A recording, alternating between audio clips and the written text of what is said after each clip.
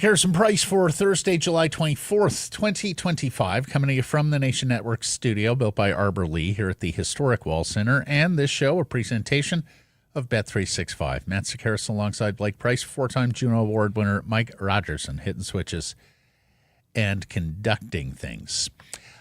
Big show coming up with a couple of huge news items, one involving Hockey Canada, one involving Vancouver Whitecaps FC.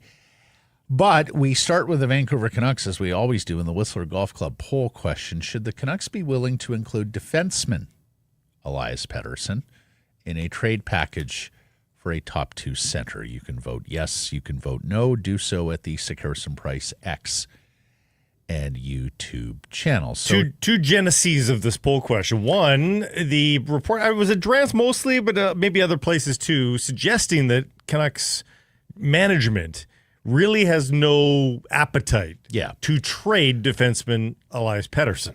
Yes, we had heard in the build-up to the trade deadline that when teams were calling and talking to the Vancouver Canucks, they were asking for Elias Pettersson, and understandably so. He's a cost-controlled young defenseman who packs a punch, plays with physicality. He's an attractive piece. And he's ready to play. He's ready to be an NHL player right now. He's an NHL player right now. He is on the fast track, exceeded expectations from his draft position. Now, we had talked about this over the course of the spring and into summer that, okay, if it's more expensive not to get that second line center, then do you have to put this player in play? But what caught our eye last night was a tweet from a Canucks account, member of Canucks Twitter. The account is Jim Leahy. That's not a real name, you tell me. He's a character from Trailer Park Boys. Yeah. Okay. Didn't watch this show, so unaware. Who put out a tweet of that lone man standing up in the meeting saying willing to move DPD in a Mason McTavish trade. And we had talked about Anaheim center iceman Mason McTavish yesterday. Everything we've heard is that, look, he was never available in the past, but he's more available than he has been because of what Anaheim has done at center ice with drafting of Leo Carlsson and the signing of Michael Granlund. Where does he fit in?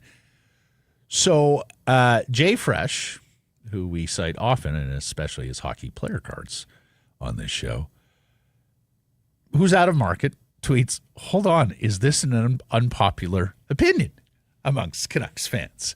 And so then you had people in the replies and the comments explaining why and what the Canucks brass had said about DPD in the past and how much that profile of player, a physical, hit everything that moves defenseman, especially a young, cheap, cost-controlled, club-controlled guy, how valuable that is to the Vancouver Canucks. And Jay Fresh, in reply, said, does DPD not basically project as a defensive number 4 at best, but possibly just a very good third pairing guy? And the answer is yes. Yeah. I mean, he's not right-handed, but isn't he, like, let's say he outkicks his coverage by a little bit. I would say the absolute best case scenario is he a left-handed Nikita Zadorov? He is obviously not quite as tall, but that kind of player, like that would be, everything develops to the 120th percentile. Well, look, like even at that, would you trade that kind of a left shot defenseman for a surefire? And I think he is a surefire second line center in McTavish. I think the answer is yes. You do trade that guy. Like, if you're going to sit here and tell me that Elias Pettersson turns into Jacob Slavin, then that would give me pause, because that's one of the best defensive defensemen. But he's not even that, though. He's on the planet, and a very, very valuable piece. But if he falls short of that, I think Jay Fresh has it mostly right. That, okay, That's a second pair guy.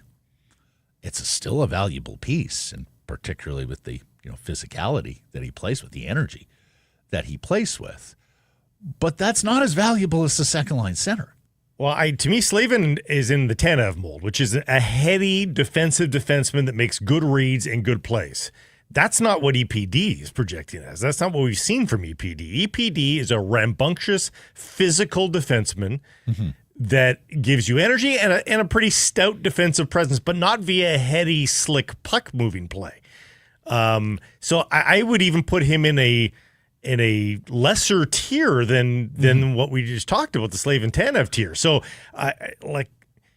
and again, on the left side, we're not talking right. Like, these guys exist. They're nice players to have. I'm not denigrating EPD in any way, shape, or form. You just have to call spades spades. Yeah, which is why I bring up Slavin, because he is sort of the archetype of the left shot defensive defenseman shutdown guy.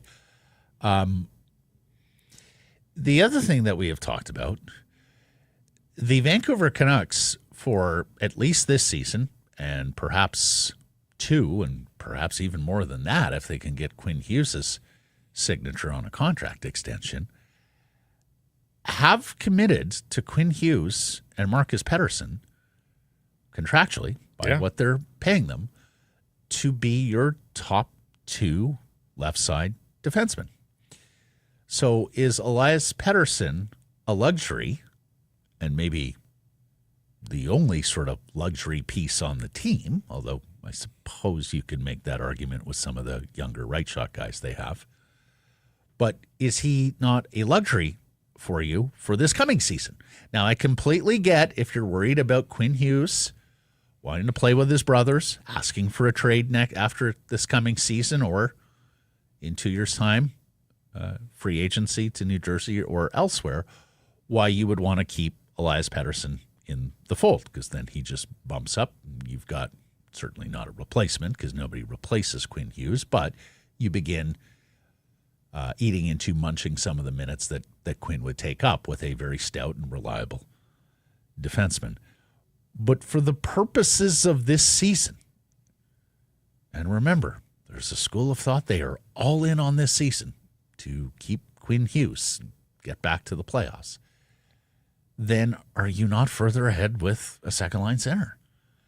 It depends who the second-line center is, but if you're getting second-line center production from whomever, fill in the name, like typical, what you want in the league, second-line center production, then yeah, I think you are further ahead than whatever EPD gives you on the third pair. Couple of bits of early response. Colin in the chat, DPD can play both sides. He can, but he's not better on the right side. Like, you're getting the best out of him on the left side. That's a nice perk to have, but I don't think you're wanting to keep him on the right side for the balance of his career. And then Sean, keep racking up the young talent. It's obvious it's difficult to get free agents to sign in Vancouver. Let's stick to the script of developing our young prospects. Sean, that's a great point to bring up. If we're talking about trading DPD for a veteran, a 29-year-old center, then that's a great. McTavish is 22. He was the third overall pick a few years ago. Like that's a young piece of talent that you're acquiring. So that part of your process is not suffering here. Now you'd be giving up probably two future pieces in EPD and something else. Oh, for sure. So there's more to it than that. But in terms of what you're acquiring, you're still staying young as a roster. That's the good news in this sort of proposal, at the very least. Mm-hmm. And look, if they are still serious, and David Pinota of the Fourth Period reporting just yesterday that, they are still absolutely looking for a top six piece for this forward group. If they are still serious about adding that piece, and the narrative of, Foot's comfortable with Petey and Hedel as his top two centers, if that all dies down, or that's just smokescreen, and they are still serious about that piece, I mean, the longer we get into the summer, Blake, I think the more you have to consider a deal like this with this player. It is amongst the most marketable assets that you have, that you can justify from a 1 through 18 skater perspective to move. And again, Pat Verbeek wants to acquire people in this. If he were to make this trade, he would want to acquire somebody that helps him immediately. And EPD immediately helps that team. So that has to be a part of the equation. You're not getting away with Lekramaki and a first-round pick here for McTavish. Not for a McTavish, no. There may well be center iceman available. We've talked about Marco Rossi and whether Bill Guerin is going to have to come down on his asking price. But he's sort of in that same boat, too. Futures. He doesn't want a lesser roster either. No, I understand, but yeah. I think, in Anaheim's case, there's no urgency here. Yes, McTavish is an RFA, but in Minnesota's case, the player is already voiced that he's upset with being demoted in the postseason. And there, at least from the reporting that is out there, there is quite a stalemate there in contract negotiations. And Rossi wants 7 by 7 and doesn't want to do a bridge deal. Minnesota is even balking at the bridge deal price on Rossi. Not to mention is not enthralled with the profile of a smaller center iceman. So you have more breadcrumbs there that lead you to a Rossi trade than you have anything with Mason McTavish and the Anaheim Ducks. I mean, other than the fact that he's an RFA, but I mean, he's an RFA without arb rights, so there's really not a lot of leverage for the player. And Gore brings up a good point, too, in this possible trade for McTavish, at the very least. Canucks are a lot more vulnerable to an offer sheet than Anaheim. Well, it applies to Rossi, too, with the terrible cap management. Yes. There is cap space now, but your point holds that in both of these cases, you'd have to be guaranteed of a contract before you consummate that trade, because you're right. The Canucks would be absolutely a target if they just traded for the player and then began negotiations. That would be messier. The daily poll question brought to you by the Whistler Golf Club. The Arnold Palmer designed Whistler Golf Club. We had a fantastic afternoon there on Tuesday. And here's the thing, everybody. You've got about 5-6 weeks left to play the Whistler Golf Club. You got until August 31st, 5 weeks. That's because their extensive golf course renovation begins in early September. Blake J-Pat and I spent Tuesday playing with their general manager, director of golf, Chris Manson, who's explaining to us some of the things that'll be happening there at the golf course. And follow at Whistler Golf on social media, because their channels are going to be publicizing and telling you exactly what they're doing with the golf course over the course of this renovation. We can tell you right now, it is in spectacular shape, and it is truly one of the breathtaking golf courses in BC. I mean, it plays down in the valley there between the mountains. I told you yesterday, take some time, take stock, and make sure your head is up looking at all the beautiful vistas, the pictures, the postcards that you can frame with your eyes playing 18 around the Whistler. And incredibly, who'd have thought you'd say this about a Whistler golf course? It's walkable, too. If it's not a crazy hot day, it's true. You can walk that course very easily. It's not a rambunctious up and down sort of course. Yeah, very good point. Book your round for any time during July in Whistler. Get there at whistlergolf.com.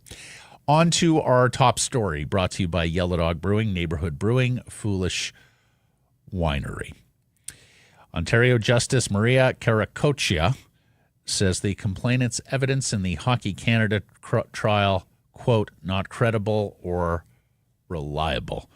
The Crown there in London, Ontario, has failed to prove its case beyond the reasonable doubt, the burden of proof, and the acquittal of all 5 former Canadian World Junior hockey players accused of sexual assault. That is Cal Foote, the son of Vancouver Canucks head coach Adam. That is Carter Hart, Dylan Dubé, Michael McLeod, and Alex Formanton. I will point out again, officially, this is just how it is, folks. They were not found innocent. They were found to be acquitted of all charges. Yeah, not guilty. So that's 2 different sentences. Yes, and done a little court reporting in back in my news days, Blake. I think you might have as well, huh? It is bring your stomach if you're going to sit in on some of these trials. You will hear and see things that, regular citizens going about their daily lives aren't typically exposed to. The other thing that you come to learn is that our justice system, much like justice systems in other democracies, are designed to have 9 guilty go free before a 10th innocent is convicted, right? It is a very high burden of proof beyond a reasonable doubt. And needless to say, for those of you who paid partial attention, and I will put my hand up and say I was one of those, I was not digging in daily to all the testimony. So for those of you who paid partial attention and were hearing and reading the testimony over the course of this trial, and needless to say, many of the alleged texts, acts, conversations gave you pause, gave you reason to question the judgment, the character, the integrity of those charged. I completely understand all of that. And at the end of the day, this judge is working off whether or not there was reasonable doubt at hand. And she decided there was. The conversation is eventually going to wind to the possible resumption of the careers of some of these players. A guy like Alex Formenton, who's one of the accused, is already officially retired from professional hockey. This might change his mind. Who knows? But but when you weigh that question, you'll also have to weigh if you're a possible acquiring team. Yes, they were acquitted. But where there's smoke, there's generally a fire. Is it a fire to the level of criminality? Apparently it is not. But it doesn't mean there was no fire. And so my point is, you might not be acquiring a criminal player if you sign this player. Well, you're not. You absolutely aren't. Yes. No, I'm saying, but you are possibly hiring or signing a player that has character issues. That is not guaranteed. Or at least demonstrated very poor judgment. Poor judgment and all that sort of stuff. So I think NHL teams are still going to proceed very slowly in the acquisition of some of these players because of what has come to light. While it did not reach criminality clearly, you still might not like what you have heard there about some of those players. Yep. And I can completely understand that for those who are sympathizing with the complainant today, that these players and their representatives will want to immediately turn to the resumption of their hockey careers because they're all young people who were hockey professionals when this started and are eager after missing a season plus to get back on the ice and competing. For the Canucks, would they have the gumption to pursue any of these players? We know what they have said in the past about Adam Foote's sons, that they just completely don't want the dynamic of sons playing for a father in their dressing room, and I completely understand that. Dubé and McLeod are guys who have played center, Blake. Yeah, I mean, I will cross those bridges when I get to them. Logan Mailloux had a terrible, of which he was found guilty. And there was, now he's got a career with 2 NHL teams since then, right? So we know that NHL teams have the capacity and to willingly forget sort of some of the transgressions of players in the past. I will bet dollars to donuts that at least 3 of them end up back in the National Hockey League. I'll put that as the over-under. And would I bet that it's the Vancouver Canucks? I have no way of knowing yes or no. This is a pretty progressive market. I don't think it's a market that would necessarily be as at ease with those sorts of acquisitions as others. I think players going to markets that, a smaller U.S. market, is that even really a front burner story for them? Do they even know about it? So, those might be the targets for those players at the very least of, I'm not going to put myself, can you imagine one of these players signing in Canada, Matt? Like that? Blake, there were all sorts of rumors with the goaltender Carter Hart and Edmonton, and they've of already course disavowed. run by Stan Bowman, who was there in Chicago when they had their sexual assault trial, or a sexual assault scandal, and which ultimately cost him his job in Chicago. But it is going to be a bit of a test here to see which NHL franchises.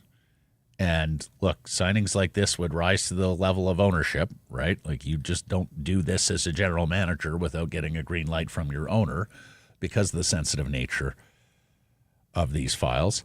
It is going to be interesting to see which NHL franchises, if any, have the gumption to sign one of these players immediately before the start of training camp in September.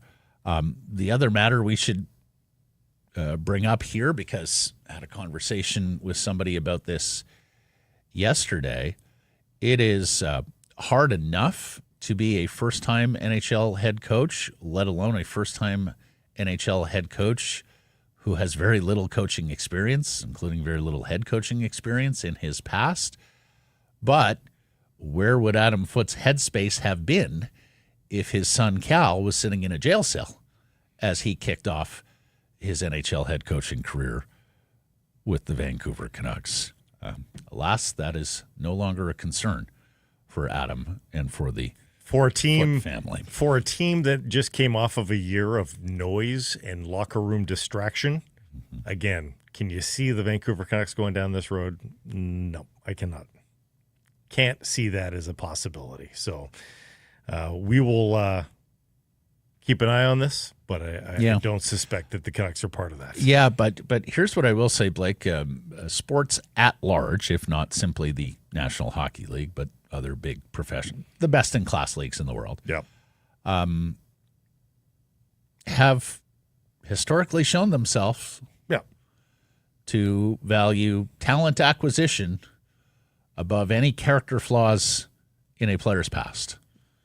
The bottom line, if you can help them win, they are willing to overlook or look past.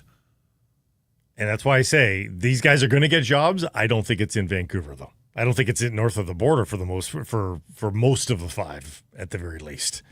I don't think they're going to put themselves through that, much less the club's willingness to take that on.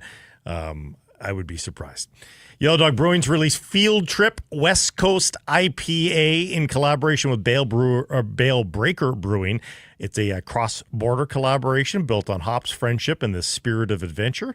And like any great field trip, it's all about exploration and delivering bright citrus, resinous pine, and a clean finish built for a bold palate. Check it out. Field Trip West Coast Pale Ale. Maybe you're headed to Canucks training camp. And you can check that out at Yellow Dog Brewing. We got a super chat here from Canucks Fan 94. A reminder for those of you on YouTube, our super chat is always open. Hit that button. Half proceeds to the BC Mental Health Foundation. Canucks Fan 94 wants to say DPD has already become a key piece of the defensive structure of this team. We need that physical presence on D in the playoffs, and DPD brings that. Yep. Yeah, absolutely. Completely That's understand. the plus side of holding on to them, but you do have to give to get, right? Well, and first you have to get to the playoffs. Hey, no one's doubting what Elias Pettersson is. It's a very nice profile. He's chosen Elias, but yes. His name is Elias. Just for the lack of confusion. But again, you have to give up something. You're not going to get away with snookering Anaheim here. So is that a price you're willing to pay, given that there is some depth on the blue line right now? Yep. Eagle Bay says, what did Edler or Cronwall project to be at that age? Don't be so fast to pigeonhole a player. So we said we weren't pigeonholing him. I mean, I brought up Slavin's name. That's a massive, massive, massive jump right now between Elias Pettersson and Slavin. If he gets to be Slavin, Canucks might be able to say, hey, our two best defensemen in franchise history were on the team at the same time. Cronwall's an interesting comparison. It is. He blows people. For those who don't remember Nicholas Cronwall of the Detroit Red Wings, he was a boogeyman in the NHL, specializing in coming down that wall on a winger who had his head down as he was collecting a puck and absolutely blowing the guy up. And yeah, he absolutely gave a lot of forwards and wingers pause when he was on the ice because of uncharacteristically. his physicality. Do you know that he flirted with 50 points twice in his career? Oh, yeah. Cronwall did? No, heck of a player. 49-point year and a 44-point year. Yeah. So those were standout years. But what you have to understand, he does have a 51-pointer too early in his career. But Jeez. what you have to understand is that when NHL front offices, GMs, scouts look at a player who's in any kind of trade negotiation or is being requested in a trade from the other side and project forward on a player, they don't sit there and pound the table and say, this guy is absolutely going to be Nicholas Cronwall or Alexander Edler. No. They have to hedge their bets. They have to be realistic and objective and say, okay, what are the chances he gets to that player? If you're around the room and everyone thinks it's an 8 out of 10 chance he's going to be one of those two comparisons, oh, okay, let's not do the deal. But if you're 40% of the way there, okay, he'd do really, really well to get even near that, then that's a different calculation. Let's tackle you can't fall in love with your own players, young players, and sit there and think, oh, they're going to project out to be this guy or to be that guy, and anticipate that you're going to be able to make trades and get the pieces that you require, especially when, let's face it, the Canucks are dealing from a position of weakness here. Everybody around the league knows the demand for top two centers and Vancouver's specific need for a top two center and are going to hold it against them. The question would be, in the case of a Cronwall, who is, I would say, a good 3 defenseman, is a good 3 equal to a second-line center? And I would say yes. And here's the thing. Guys like Rossi and McTavish have shown way more evidence that they are going to be second-line centers than Elias Pettersson has. That's fair. That he's going to be a 3D. So if you're going to say he could be this, well, then you've got to at least give Rossi and McTavish their due and say they're going to be that. And 3C for a third D for a 2C. For a 2C. That's a fair trade. Yep. That's a fair trade. Then there's this. And look, we haven't spent a ton of time on former Canucks captain Bo Horvat through the spring and summer, other than wondering there's new management and a new front office with the New York Islanders. They are going through some degree of a retool or rebuild, if you will, evidenced by the trade of Noah Dobson to the Montreal Canadiens for 2 first-round picks at the draft last June. Does that indicate that more veteran players with the New York Islanders are available? Because they've traded their number one defenseman here, and that is something that you rarely see in the NHL. Stefan Rosner reporting on the Islanders with former Islanders forward and now assistant to the general manager, Matt Martin. He has taken a front office position with the new GM, Mathieu Darche, there. This was from the Cam and Strick podcast. He's discussing his new role, Martin is, and he says, Bo Horvat texted me right away, you better not trade me. So I don't know if that was a quip from Bo to an old teammate who has now moved into a front office role, or if that is absolutely his heart's desire. Of course, Bo has no trade protection, and there have been very little to no rumblings, in fact, quite the contrary, that Darche and the new Islanders front office is looking to move out one of their top 2 centers, Bo Horvat or Coquitlam's Matthew Barzal. Yeah, I think those are long shots. Mm-hmm. Long shots. As for Jack Roslovic, the game of chicken continues. Had somebody mentioned to me yesterday, and this was good intel or good material from this front office's history to consider when you're looking at this Jack Roslovic situation. With players that are, in their eyes, nice to do, not need to do, with players who are more on the, I don't want to say fringes of an NHL roster, fringes of an NHL lineup, backup goaltenders, bottom 6 forwards, third paired defensemen. they have a history of waiting those players out, signing them later in the summer. Basically, they ruthlessly wait until the player and the agent is resigned to their price. They did that with Pius Suter, remember, a couple of years ago? Yep. They did that with Kevin Lankinen last year, right? That they are inflexible. No. This is our offer. It's a 1-year deal. It's a 2-year deal. It's at this number. We ain't moving. Tell us if your mind changes. With Pius Suter, there wasn't a lot of competition. There was for Lankinen. There was a couple other teams sniffing around Lankinen. But there's more competition this time. I remember last August doing some shows. It was a bit of a scary game of chicken, right? Who's going to be the backup goaltender? We're a few weeks away from training camp, and ultimately they were able to get it done. Now, I think the irony, Blake, is I think Lankinen wanted a multi-year deal last summer, and while it was the right call to do the 1-year deal last year at the time, I think they'd be better off with the 2-year deal as opposed to the lost extension. Some money there. Yeah, exactly. But hey, they got learning in the moment. It was the prudent way to conduct business, so you got to give them credit for that. Our friend Cam Robinson of Elite Prospects, and Cam will be back on the show next week. He's taken the last couple of weeks off here. So sounds like Roslovic Camp is looking for a 2 or 3 year deal at just over $3 million per. AFP Analytics, who does a lot of work in terms of contract projections and comparables, still has him listed there as a 3-year, just over $4 million per, and tweets, this should be a no-brainer for the Canucks or any other team in need of a scoring middle six winger.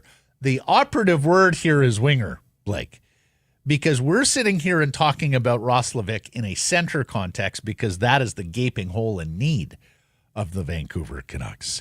For many teams, this guy wouldn't sniff center. No. He'd be playing on the wing. In fact, he's probably more desirable on the wing than he is at center ice, but he does have some versatility to his credit. And that may well be one of the issues here, that the Vancouver Canucks front office knows in its heart of hearts, nah, this guy ain't lasting 82 games as our second line center. Well, he certainly, to me, I think he can. I think he can provide a 1 season's worth of cover, but I don't want to commit to this guy to that role for a decent amount of money for multiple years. So if you can get Roslovic on a 1-year deal and expect him to cover 60 to 80 games as your second line, yeah, sure, as a season. But I don't think you want to give him that responsibility, that level of a pay grade for multiple years. He is a Band-Aid solution down the middle. In your top 9, sure, no problem. Ambiguously in the top 9. But to be a center for you, yeah, that's not what contending teams, that's not how they see Jack Roslovic. Yeah. So, again, medium term, fine. But not really as the solution per se. Meanwhile, some of the more grandiose plans that we've set up, yeah, I think you are okay with him as a center. Even a Rossi, at his diminutive stature, on a Stanley Cup team, is he your third line center? Maybe, but he also produces a pretty good clip down the middle in the second line minutes too. So Evan Rodriguez can play center, has played center, but is he a center? No. I think McCann, Rodriguez, you're looking at guys who are better on the wing but have some center in their background. And frankly, I think Roslovic is akin to that. He's akin to that for sure. Now, hey, JT Miller was in that category when the Canucks acquired him, and I think he outran that. I think while people will say, hey, he was still deficient defensively as a center, yes, he was, but he was absolutely a capable National Hockey League center. I think he was closer to being a center and played more wing because of the depth of center the Rangers and Tampa Bay Lightning had at the time. Yeah. Victim of circumstances. Those were tougher top 6, top 9s to crack. Which is Jack Roslovic in Carolina. You know, of course he's playing wing there.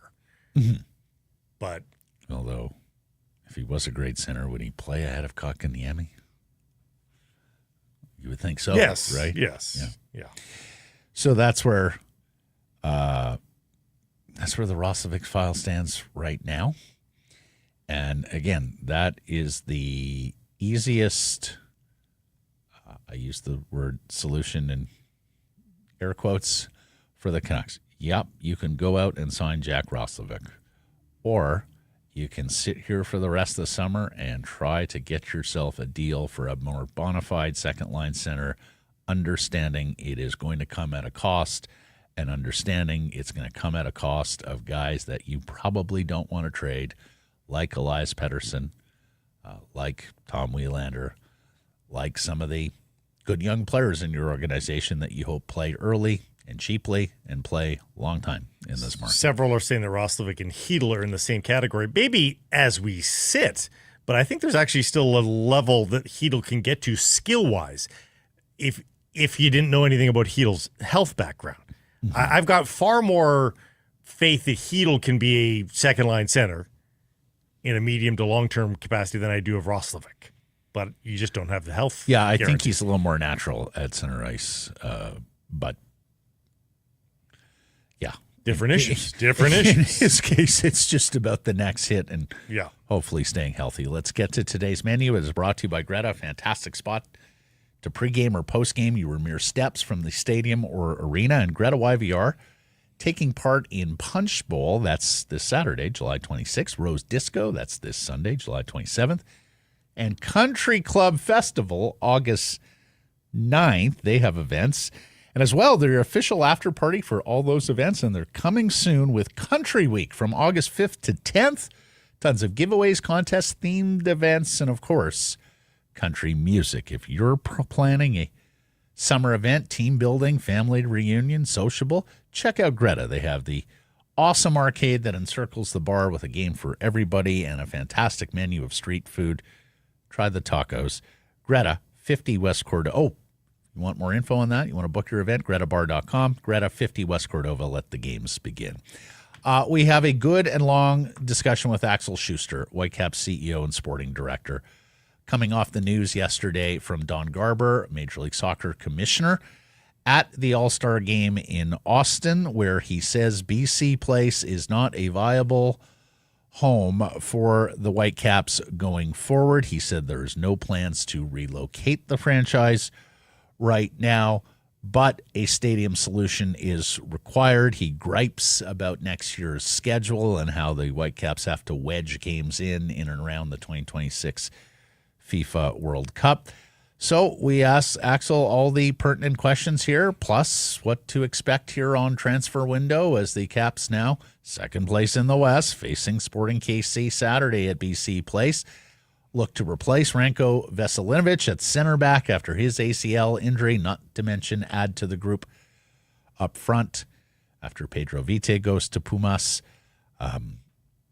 It has been a splendid season for them with contributions aplenty from deep down the roster, and now sort of the finishing touches pieces for Schuster as they go into the MLS stretch drive. And, you know, Axel will also tell us what he can about the impending sale of the Whitecaps. They are up for sale. There are interested parties, so we're told.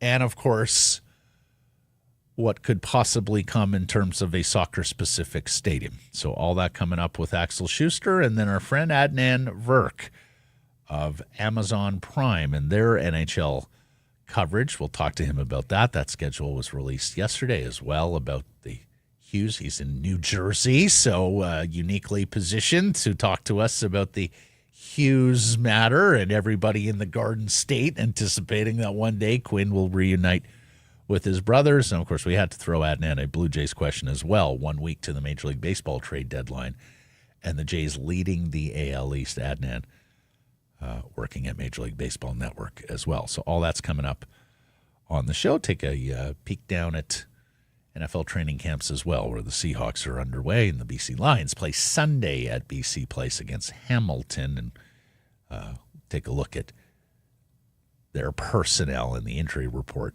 heading into the game. Time now for our Bet365 bets of the day. And I realize this is a four-show week, partner, not a 5-show week. But got got a chance to run the table here today. Do you really? Well, Wow. we were over 8.5 runs in the Jays-Yankees last night. It was over 8.5 runs. So I'm going to stick with baseball. Luis Severino of the Athletics, just the Athletics, not the Oakland Athletics, not the Sacramento Athletics, just the Athletics. Don't put a name on them.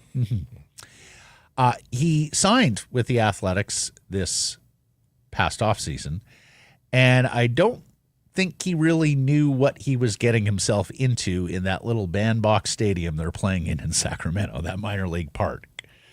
Blake, he has been absolutely dreadful there. The ball flies and flies and flies. He's pitching to a 6+ ERA.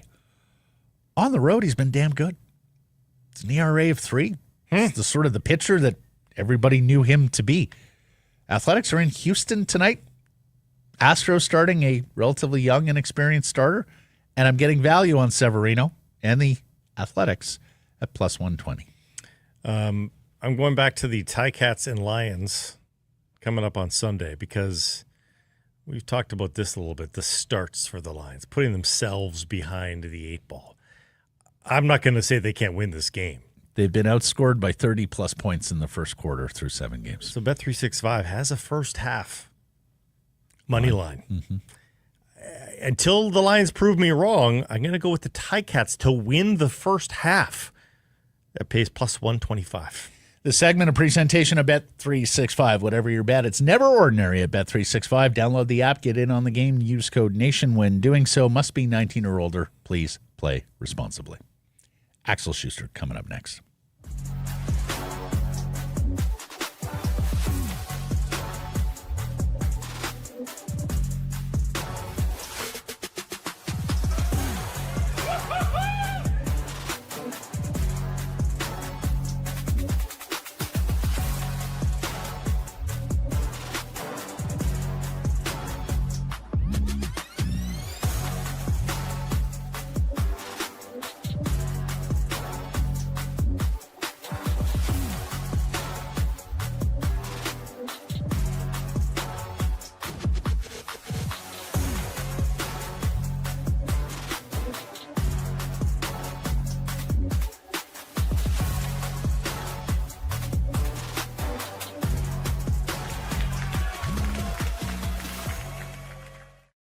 Harrison Price from the historic Wall Center. Well, we're through MLS All-Star Game. The Caps face Kansas City Saturday, 7:30 at BC Place before they take a bit of a break.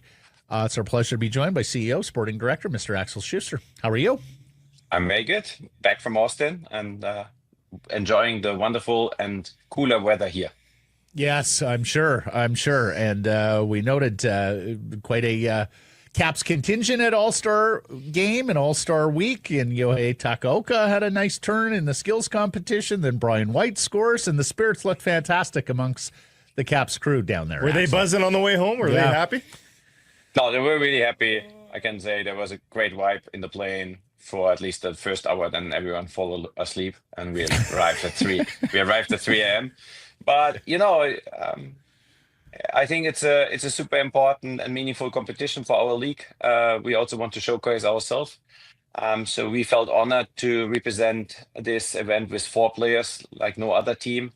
And it was for us, without a question, that we sent all our players, even if that is not the perfect setup for Saturday. And Tristan hasn't played a minute before in several games with an injury. But I thought we did well as a club, and we showed up very well as a club there.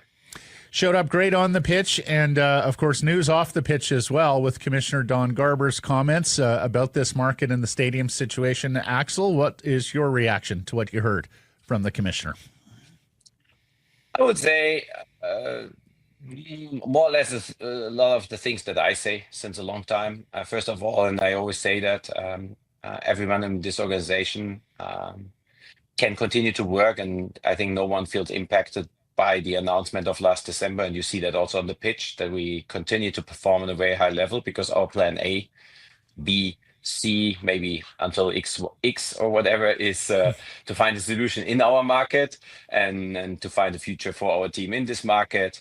And I think a lot of rumors about the relocation came a little bit of the bad experience this market had with another team, but not from us. We never said that. It was never part of our plans. And that part of it is also looking into a stadium solution is also not very new, because we announced something about that. So it is good to get Yeah. it also that the commissioner also says it, and because I think it only helps to make everyone in this market, and especially decision makers, aware how serious this is and how important this is, and it will only help us to execute one of the plans A to X. Yeah, and I understand a lot of it wasn't new, Axel, but when it comes from the commissioner with the, gravitas of his office, it can sound pretty ominous to the supporters who are saying, okay, no viable stadium solution. What's the end game there? What would be your message to supporters who heard what they heard from Don Garber yesterday and are worrying about the future of the club beyond next season? I would say what they should hear from that is that in the context of that we have spoken a couple of months ago about a possible solution for a new stadium at the P&E site. And with this, I would say, very strong message from our commissioner that everyone in our market should get behind us and support us in the approach to put as much pressure on those who can make final decisions on this to make it work. And I think then they can take from the comment of the commissioner that also he wants to keep the team in the market, and that he sees a future here if we all together get that right.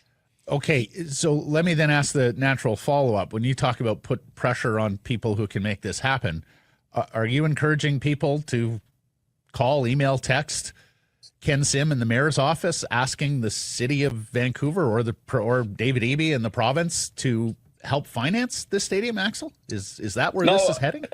No one has to be worried. We do these calls already. That's all happening. And I said that since we have put out the announcement that the club is for sale, we have had and we have very good conversations about how others can help us, and I think there is a good feeling of support from all those that you just mentioned.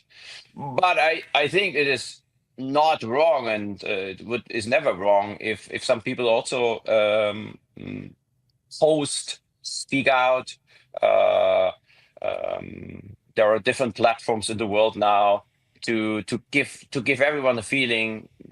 There are a lot of people behind us who think the same way, and I think it's always becoming more powerful if you can showcase that this means a lot to a lot of people and not only to a certain group of people. You've teased recently that it's been quiet in a good way on the ownership side. Don Garber said there's been something recent and then he didn't want to get into anything more there. Can you flesh that out at all for us here, Axel? Like, is there a couple of interested parties that are getting down to the nitty-gritty doing due diligence, or one party doing due diligence? Can you give us anything more on this? There's definitely more than one. At the end, I can share as much that doesn't mean that somebody really gets to the table and makes an offer. Not even speaking about making not the right offer, not maybe not making an offer. And I would say the process is also very helpful for us, because those groups obviously ask a lot of questions. If you want to make a commitment for such a long time, you ask the right questions. You maybe have even a different view from outside. We are sticking in it since many years, so we are running our circles and try to do every year the best we can do, and I think we do a great job. But then somebody who looks from outside says, "Have you never thought about this?" And you said, like, "Oh no, well, wow," and it opens a different thought, and it's also on us to provide answers to certain questions. And obviously everything that develops in a positive way, and also feeling that there's a big market behind this team that is open to support the team now, in future, also in some moments like this where it is important to stand up and raise your voice and to say, hey, this team is important for me. Is all of this is helpful because you can imagine that if somebody has to put so much money on the table, that he does a lot of due diligence and that he looks into really every last corner of everything, and this goes even that deep to see what does this team mean and how many people are following and how many people are posting and how many chatter is there about this team. And so I'm really not saying somebody should call somebody or write emails. I think it's more about creating, and I'm sorry because it's not my native language, so I'm trying to explain. We have to create a buzz that everyone feels, wow, this whole city is for this team is important for the whole city, and everyone wants to support the Whitecaps in this process of finding the future of the next years. And that is absolutely true, Axel. And as you know, you have two allies here who love watching and going to Whitecaps games and chronicling and following the club. But there's no owner and there's no stadium. Beyond Jeff and Greg, they want to sell, and there's no stadium plan going forward. And of course, sports fans are pretty smart these days. Like, they have heard all of this about we need a viable stadium from other leagues as a pretext to relocation.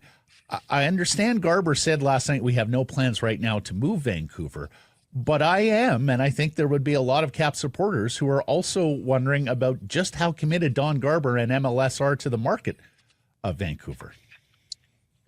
The one thing I have to say here, and then we have said, and I think the ownership group has said that from the beginning, they're not running away. They're not moving to a different continent or whatsoever. They have said that they want to start the process to find somebody. And I think we all have been very aware from the beginning in our first conversations, even with MLS, that take time. Okay, no one would have had any problem if somebody would have stand up 2 days later, says, hey, I come to your office, I want to do all of this, and I will commit for the next 20 years and I do all of this. No one would have had a problem. But we were very realistic that this will take time, and that people who are interested and are open to commit in the long-term future of the Whitecaps with them in the ownership role, that they will do a lot of due diligence and will ask a lot of questions. I know our data room. I tell you what, it is impossible to read all of this in 1 week if you would spend 24 hours a day to read all of this. So this takes time. And what I can say, with the comments also of Dawn, with everything I say, with the announcement that we had that we are working with the city, and we wouldn't go out and make an announcement about the P&E side. There are things developing, and they are developing. Do they develop at the right speed? Would we hope some things would go faster? Yeah, but I think not in an unreasonable speed, not far off our expected timeline. And the one thing that can help, obviously, is creating even more White. The team is number one in the West, points per game. We're in an amazing run. Now our injured players are coming back. I think we went through the most difficult phase of the season already with the last weeks where we had so many players out. And we can win here something. And so what is a better time to come and create such a buzz around the team that it accelerates things? I'm not saying that it will change things. We more would hope that we can accelerate things than that we think something has to dramatically change in the process that we are doing behind the doors. An intertwined story to this is the stadium issue with the ownership issue with the winter schedule issue. There's hopes of a new stadium here, but now it comes with the expectation that you'll be watching those games in the wintertime, potentially, if Don Garber's words are taken at face value, that they inevitably have to get to that point. Does that change the equation for anybody when you're talking about a new stadium, in that, hey, an indoor stadium, you'd be one of the few northern markets that could comfortably host in December and January, theoretically, if you stayed in BC Place. But of course, everybody's been pining for an outdoor stadium with grass here over the last couple of decades. So how do those two jive with each other? Look, I understand every concern, and I understand that it is the nature of us all to be almost a little bit always a little bit more scared than positive, because it's actually a good thing.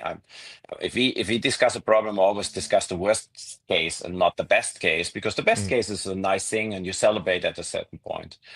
I really want to say that I have all insights. I look into everything, and nothing of what has come up recently, nothing what's happened so far is right now a major concern for our general plan and strategy. And the calendar change. First of all, I come from a market where you play all the winter through, and the weather is way worse in most of the markets than in Yes, Vancouver. for you, So yes, for you Vancouver can anyway. you can easily play outside 12 months in a year here. But the calendar change, I think there are so many discussions, and for the right reasons, because it's in the process, it's internal discussions, it's adjustments, it's working on the best solution. No one really wants to share all the details, but I can say that in no scenario right now it is planned that we play like Germany or England through Christmas and Boxing Days and something like that. And the changes would are mainly be done to align to what the soccer calendar is in the world, to align to the transfer windows, to make sure that we don't have to play in international windows, so that our national team players are not gone all the time. What we have just seen, we missed our national team players in 7 games already this year. That's Yeah. not helpful. Mhm. And there are smart solutions how to handle the thing around the winter months. And I can say that in the coldest months and most difficult months in Vancouver, what is December and January, there's not even a plan to play any more games than we do now. If you host a, and that's always what I say. If you have to host a cup final mid of December, you have to do this in Toronto, in Minnesota, in Chicago, in Yeah. all those. So that it would be always better to do this in Vancouver at the same time. But the calendar change is not happening in a way that we play like England all the winter through and through Christmas. So I would say no one has to be worried about this either. I say it wouldn't hold us back from building a grass stadium, open, outdoor, and Is there then any financial upside to a winter schedule change? Do you see transfers going up if everybody's in sync? yeah, of course there in the transfer market there are definitely upsides, because you can sign free agents when they're really free agents. You can sell when the clubs that right now have more money are in the mid at the end of the season, and they're building new teams and have the budgets for that. We're not getting impacted right now. We can do this, but then you lose 10 games before the end of the season, before you go in the playoffs, your best players, and you cannot replace them really easily. So in summer, there's more money in the market always, and it is a triple down effect. The biggest clubs are starting to buy players. Look what Liverpool has invested, and of course those clubs who are getting the money, they're buying again in other markets, and it goes on. And we are a little bit cut off of this for various reasons. First of all, because it's in the middle of the season, our window is different, so we cannot even act at the same time, because a lot of this business also happens at the end of the European window, then when our window is already closed. And then it's also often a decision you have to make is, do you want to go deep into the playoffs, or do you want to do a good business? So everything has to work widely. And I say on the other side, I could also say in a different way, the summer months for us so far are not our best months selling tickets, Yeah, I've noticed. Yeah. because beside of the fact that the Lions are playing in this month, and there's other options, it's also the time of the year where everyone goes on the islands and goes hiking or leaves the city, is in Kelowna or whatsoever. And it picks up very much in fall for us, and then our numbers are really spiking. And to start the season when everything picks up and keeping that a little bit longer is not a bad thing for us on the commercial side. So we only think it can be better, not worse. Good answer. I want to ask you more about what Garber said, Axel, when he talked about 17 days where we can play our games and that's it. We don't have the flexibility, talking about next year's World Cup. Fill in the gaps there. What's the context there in terms of 17 days? Yeah, I think what he wants to say is that next year's calendar comes with zero flexibility because you have to fit the games.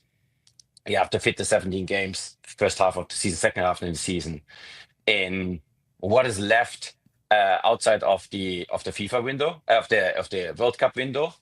There's also only that much time that you could start earlier because of CBA and break and off time that the players have to have, and after the cup final, and you have to go from there.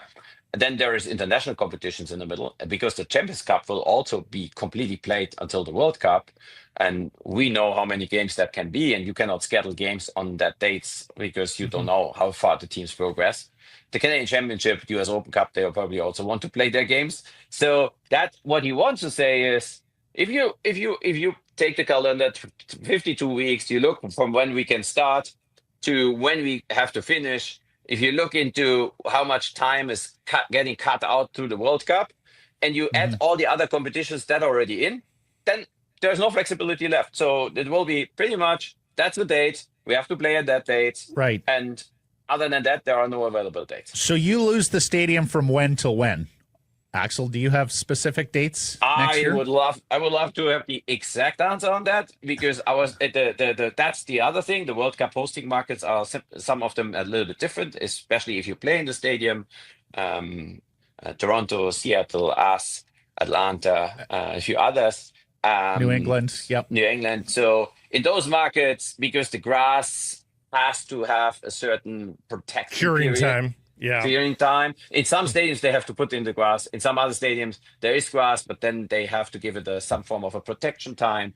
This is still under discussion, and I don't think it's set yet, because the experts for grass, and I'm not an expert for grass, they're discussing how much is reasonable and how much earlier the grass would have to be in BC Place, for example, to be safe and could you play elsewhere? Could you play elsewhere potentially? Like, is there potential for a game at Swangard?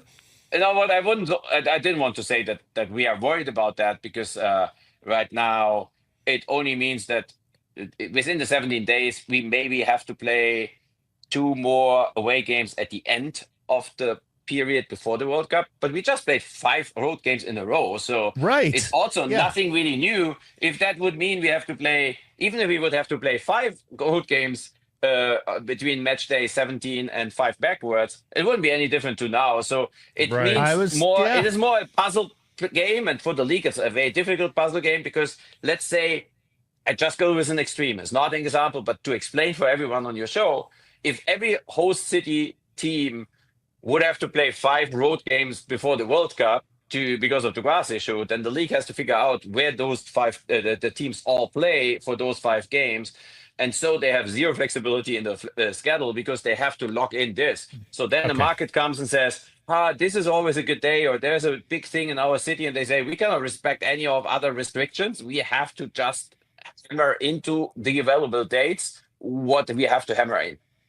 Good answer, and I understand how it's a logistical nightmare for Garber and the MLS office. He mentioned the playoff game not being able to be played at BC Place and having to move to Portland for the Supercross event that was booked at BC Place. It sounded like that was a bruise or an embarrassment, or the straw that broke the camel's back with MLS and BC Place. Is that accurate, Axel? Was that sort of the final straw from the MLS office with regards to the viability of BC Place going forward? Look, I think no one was happy about that. I imagine our team would not have done such an outstanding, amazing job and would have won in Portland in this way. But if we analyze the situation, we have to look at separate from that. Now, after we won it, and it was such a great game, and we came back home and played in a packed BC Place in the playoff games. It's almost, it feels like, oh, it's all good. And I think what Gabo wants to say and what we want to say is this can never ever happen again. So while we are going into the negotiations, we are in the negotiations with BC Place about the new contract and about how this contract has to change. And let's park the financials for a moment. Financials are financials, and they're now, other than 15 years ago when the contract was done, there's so much analytics about that and interpretations of that, and you can easily now do a full deep analysis on how much money is really there coming from the games and how much money does things cost. It's also about these factors. It's also about those factors that it cannot happen again. Yep. That we have to move for a Champions Cup game that happened at the beginning of the season. It cannot happen. It happens for a playoff game, and also it cannot be that the schedule that their scheduling at the MLS office always starts with the Vancouver Whitecaps because of all the restrictions that we have in Vancouver. Because that's what also is frustrating for them, because our stadium is so restricted or has so many blackouts and so little flexibility that MLS almost always has to start with our schedule. And actually that is not the perfect solution for other clubs. And Gongaba thinks it in the big context and says it cannot be that maybe another club doesn't get the best possible schedule because of the limitations that we have in Vancouver. Gotcha. Let's move on. And I did see, just one more. I read, I don't know, a couple of weeks ago, you said, look, we're going to get a deal done for BC Place in 2026 because we have to. There's no other options, and both sides understand that, and that's going to go forward. Is that the case, Axel? Can you guarantee BC Place 2026 is where the Whitecaps will be playing home matches? No, here, very clear. And there is no discussion about it. And our discussions with BC Place and their team, they're not hostile at all. It's really, it takes a little bit more time because we really want to go through every little thing, including how the flexibility of schedule, how even the conversions between lines and us sometimes hurt us because the tarps are not up, secondary roof is not there. So we go really deep in every little detail here. How having events conflicting with other big events in the city. So it's a lot about these details, but there is a general agreement. There's a handshake agreement that there's even we will not sign a contract. We will start in next season and then we play with the same terms that we have right now until we have really signed the deal. But we will have signed the deal. So but there is an agreement. We already started to talk with BC Place and MLS for the schedule of next year. Lots of player questions here too. Lots of reports on Thomas Muller coming to Major League Soccer. Most of those reports center on LAFC, but one or two mentioned the Vancouver Whitecaps. Anything there you'd like to comment on? We have one in a long line, and I still follow the sports podcast in Germany, and I listen to them, and there are also some other names other than those that I have mostly read here. So yesterday, and our name popped up. I think because last week Sky Germany has announced that he will go to MLS. I think everyone is looking into what could it be, and there's obviously a German connection.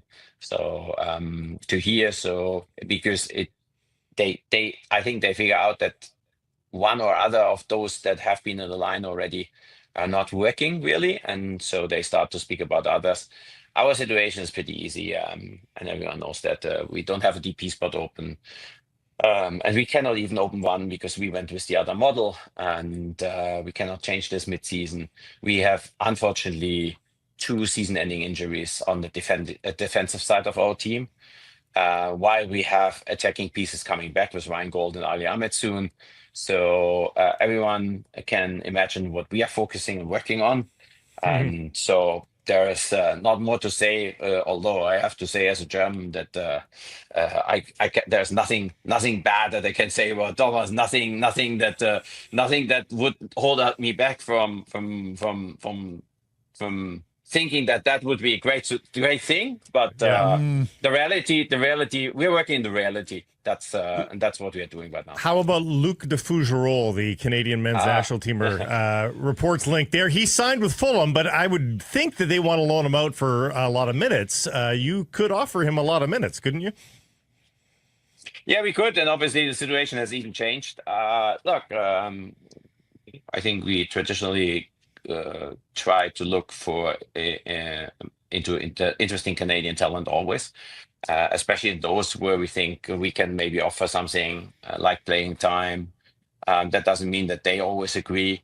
We have talked with his side. I don't want to make that a secret, but not at that time, at least. That was one of his plans to come to MLS.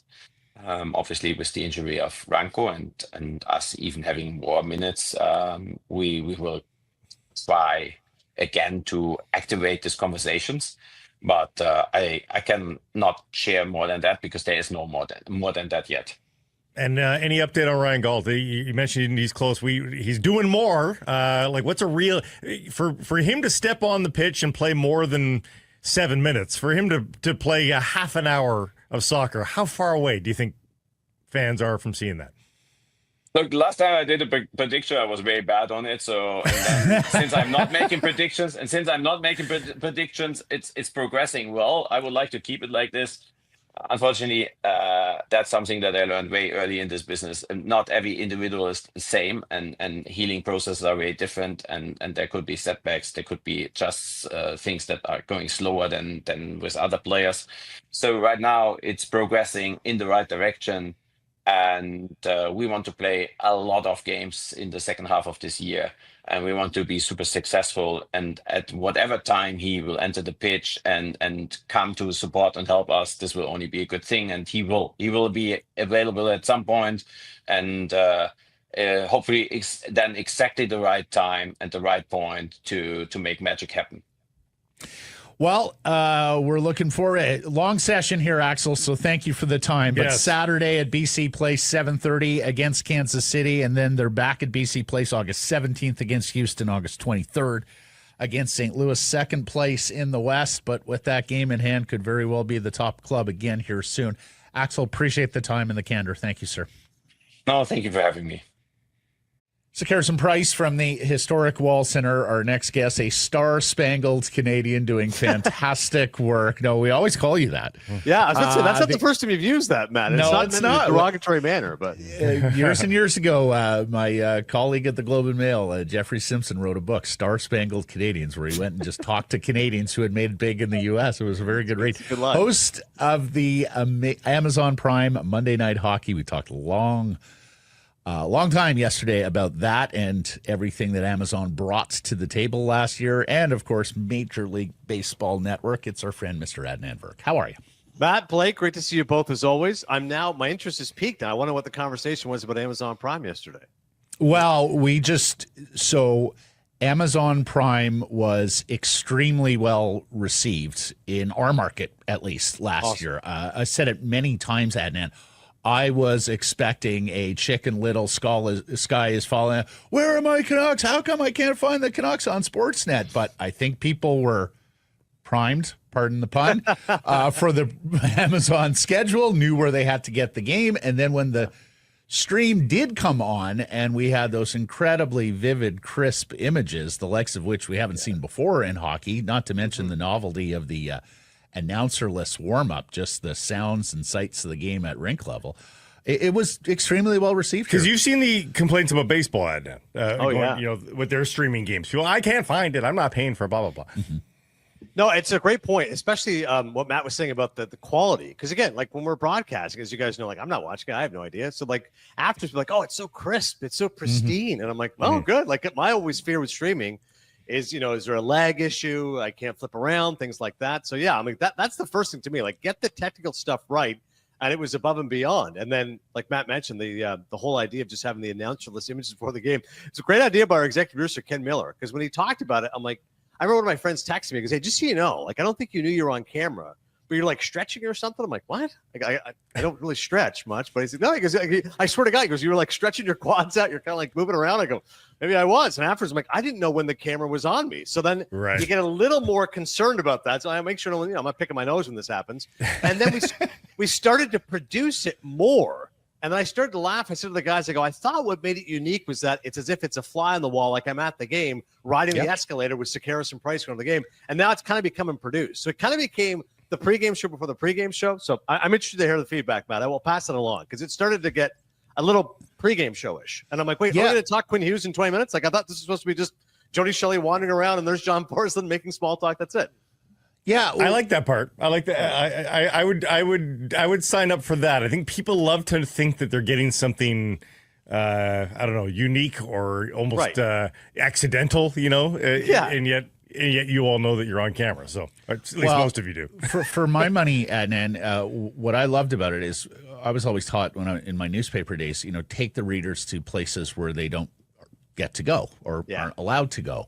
Yeah. And so all of those close-ups and like especially of animated guys like Macklin Celebrini, you guys did a Canucks Sharks game last year in December. Macklin, of course, young, energetic, effervescent kid. He's playing in his hometown here for the first time. But, the close-ups on them and watching them go through their routines and joke around with their teammates and all the things that happen in a pregame NHL warm-up that unless you're at the rink and down low by the glass, you don't get to see. And Monday after Monday, we saw that on Amazon. And I thought it was arresting television each and every time I saw it. That's great to know. I appreciate the feedback, and I will pass it along. And I think ultimately, like you said, you go into something new, and you always think it's going to be, this isn't as good as the other guys. I mean, Steve Kouleas, my old colleague at the Score, used to say to me, I think Ernie Harwell had the line, the legendary Tigers announcer, was that, the first few years you're going to get smoked. Everyone's like, this guy's not as good as the other guy. He stinks. I like it the way it used to be. And he goes, you have to get to 5 years. And after 5 years, it doesn't matter if they like you or they hate you. They just get used to you. And I've lived by that principle my entire life. Yes, I was going to say some of us are proof positive of that, Adnan. Doesn't matter if they like you or they hate you. They just get used to you. We're just used to seeing Virk. He's just the guy there. Okay, well, somehow we'll make it work. So hopefully year 2 is positive. First 5 years of this show, it was Sakaris, go back to fucking Toronto. And I was like, it's Ottawa. And they're like, we don't care. Just go back. The other thing is, I think you guys hit the right mark in terms of people being ready for streaming. Yeah. I think a couple of years earlier, and it would have been a little too much of a shock and a change for the hockey consumer. But I think you guys, I think it timed out perfectly last year because, as we know, the world is moving in this direction. Well, and there's not too many games. It's a good, it's a nice balance. It's a nice balance, right? You're going to graduate. There's been criticisms of other leagues, that have gone totally to streaming, and of course that's been met with some resistance. So and the thing is, Adnan, is I see more pushback from Blue Jays fans about a Blue Jays game not being on Sportsnet, but I do wonder whether that speaks to the age of the audience, because I think baseball skews a little older on television than hockey, at least in Canada, where, as you know, it's an all-encompassing every demographic sport. Yeah, it's funny. I'm turning 47 next week, and someone said to me, I'm averse to streaming. So I go, listen, I get it. Like most of my life, I had Rogers back when I was home. Now I have DirecTV. Like I like flipping channels in between. But to Blake's point, I think it helped on Monday. We were really the only game in town, right? It was a light schedule, maybe 3 games in a Monday night hockey schedule. So if you're an avid hockey fan, you didn't feel like you were missing a lot. I had to flip around the whole time. And I will say, people love using this expression, the second screen experience. People are doing that a lot more now, too. So they'll put the Monday Night Football game on their laptop or on their phone, and then you can just leave it on the TV and stream that way, too. So it is interesting how that's emerging. People just want more and more, and I get that, but you can do it in a different manner. How fun for you was it just to be involved with hockey again at that level? Yeah, it was awesome, Blake. I mean, obviously, growing up an avid hockey fan and then having covered hockey a little bit, it was funny. At ESPN, I had to do everything I could to, distance myself from hockey because they'd be like, oh, you're just a hockey guy. You don't know anything else. Right. So you had to prove your chops and go, no, give the hockey. So I can do college football. I can do college basketball, baseball, NFL, basketball, you name it. But then when you're actually given the opportunity, of course, you're thrilled to do it. Like when I went to MLB Network, they're like, hey, some of the guys pop up on NHL Network. Most of them are resistant to doing so. We assume that's not the case with you. I'm like, no, I love hockey. Anytime I said, if there's a choice of off-season baseball and like talking about who the third best center fielder is in baseball or like actual hockey. I'm like, give me the NHL Network stuff. And it's all Canadians, by the way. It's all, Mike Johnson and Kevin Weeks and Dave Reed and all these guys that I've known for years. So, and then to be able to do it with Amazon has been a great push. And part of it too is, guys, it's so much fun being at the rink. I mean, when you're actually there at the location, I just assumed it was going to be in Toronto, the studio. And I said, that's still great. I'll go see my folks in Maple. I got all my friends there still, my cousins. So, all right, weekly trip to Toronto. No, you're going to the rink. I'm like, oh my God. And not all rinks are created equal. Toronto trip's great. Montreal, always a great atmosphere. Winnipeg, less than ideal. But I do believe 2 trips to Vancouver. So hopefully I will see you boys. I was going to say, really? we either want to see you Canadian Thanksgiving Monday, October 13th against the St. Louis Blues. It's a 4:30 puck drop, or March 9th versus the Senators here, 6:30 puck drop. Have you caught this Quinn Hughes story and how people because you are a resident of the Garden State of New Jersey, if I'm not mistaken. Give us your Hughes. Exactly. And you are trying to your adopted state is trying to poach our star player to play with his brothers. How dare you? Well, it's interesting. It was so much fun when Quinn Hughes, we had that Canucks Devils game, as you guys know, on Prime, and we were hoping Jack would play. Unfortunately, he did not. And I think Andy was trying to wrangle the Hughes parents. I'm not sure if she ended up getting them, but it was just a great atmosphere. And as you guys know, you get to watch it night in, night out, but like your eyes are drawn to him every single time. I mean, I was not privy to watching Bobby Orr in his prime, but I'm like, I can imagine what it's like when you're watching Quinn Hughes the entire time he's on the ice. And I'm pretty sure that game, he didn't have like a major impact on the stat sheet. And afterwards, I'm like, what? I thought he had like 3 assists. Like, because you feel like he's on every single play and his quarterbacking every single thing happening. And Ken Danico, who's a colleague and a friend from NHL Network, of course, Mr. Devil, he was like, oh, it's only a matter of time till he comes to Jersey. And I just have to join his brother here. I'm like, not so fast. We'll see. I'm like, I'm sure he knows how much he's appreciated and embraced in that Vancouver market.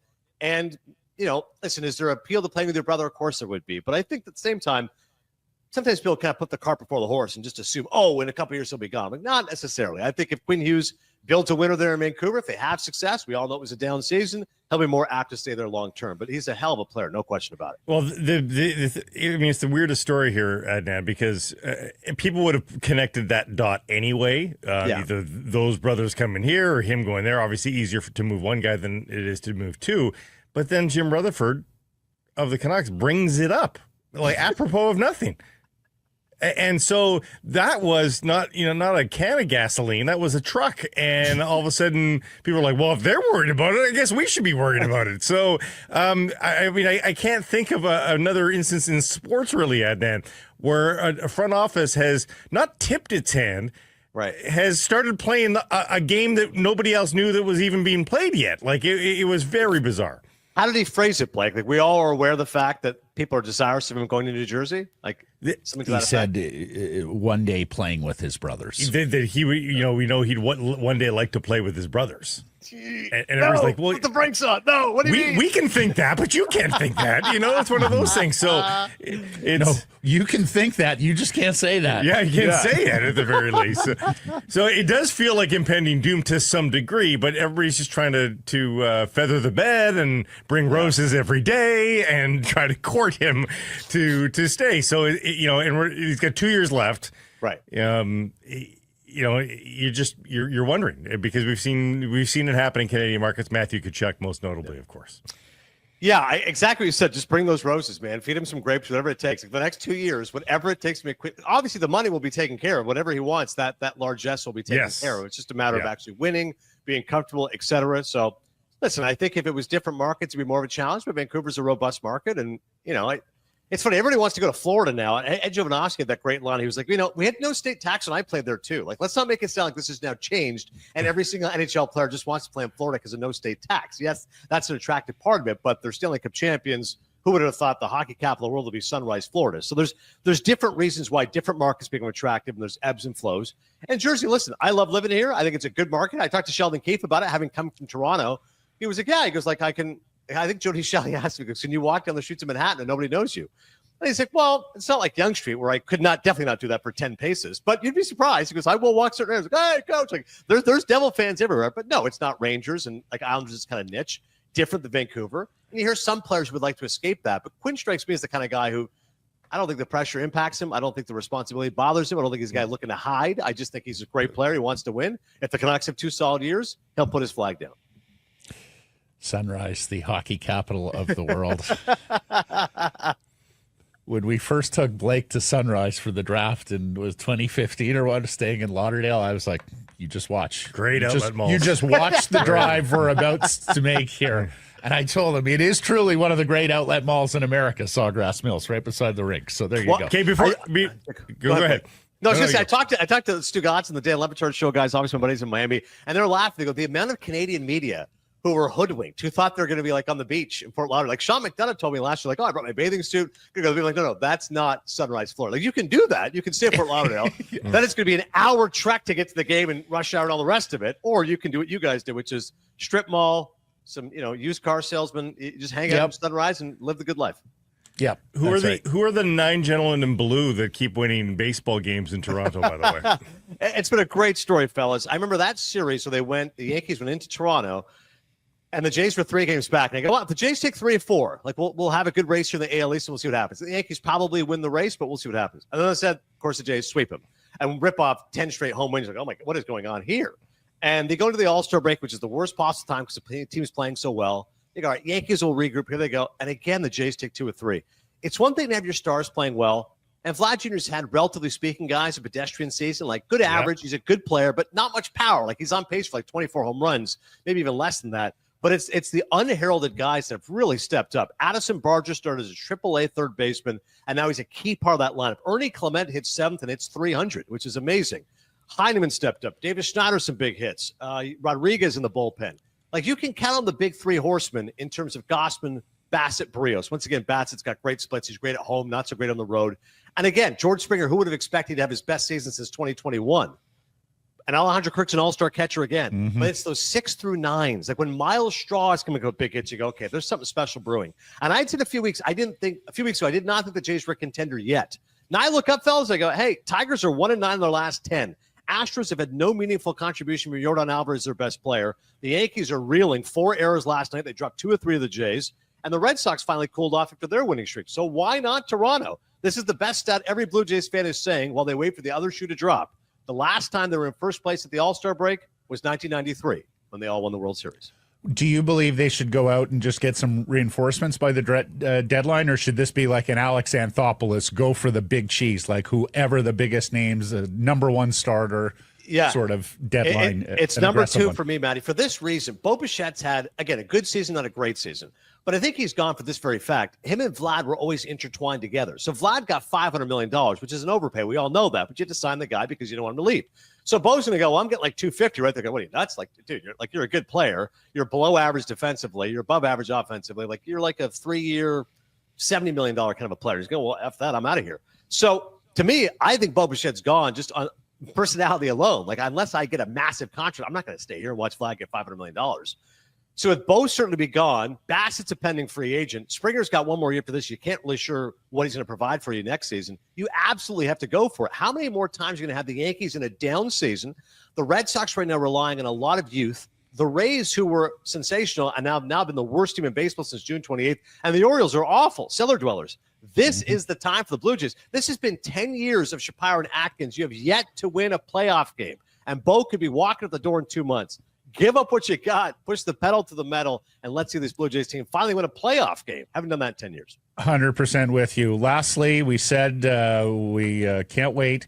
Cinephile, your new book comes out, next month? Yeah, August 26th. Available now, indigo.ca, amazon.ca. The fun part was writing it. Now I have to hawk it out here like a PIMP. But it was a ton of fun to write, guys. As you know, I did Cinephile for 8 years, 336 episodes. I think it's a great companion piece, the book. I tell stories about, as you guys very, very well remember, as we've talked about on your show, being backstage at the Oscars and Moonlight won Best Picture.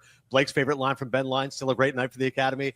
Obviously, interviews with the likes of De Niro, Margot Robbie, Mahershala Ali, Barry Jenkins, meeting Pacino. It's all in the book. So I think it's a fun read, 250 pages. I just got a few hard copies sent to me. How about the line of demarcation of friendship? There's the one that just goes, hey, congrats, good luck on the book, thanks. The second level, which is great, which is screenshot. Look, I ordered your book. And then the third level you never want, which is, hey, congrats on the book. Send me a copy. Yeah. Oh, boy.